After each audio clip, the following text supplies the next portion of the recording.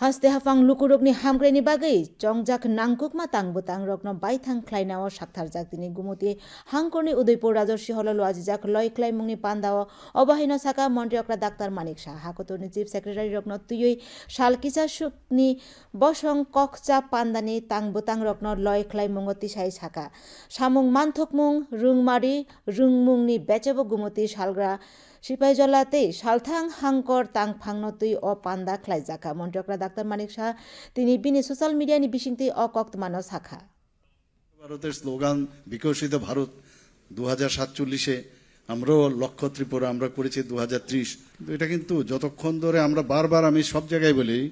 যারা অফিসাররা আছেন অফিশিয়াল যারা আছেন কর্মচারীরা আছেন তারাই আসলে যে কোনো রাজ্যের বা দেশের চালিকা শক্তি এদের ছাড়া কোনো অবস্থায় কোনো রাজ্য ডিস্ট্রিক্ট বা কোনো দেশ কোনো সময় এগিয়ে যেতে পারবে না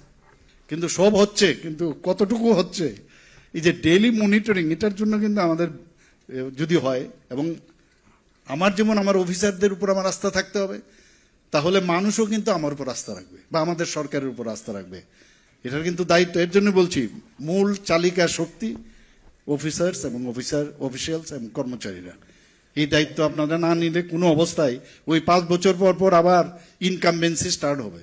আমি আশা করি যে সব বিষয়ে আমরা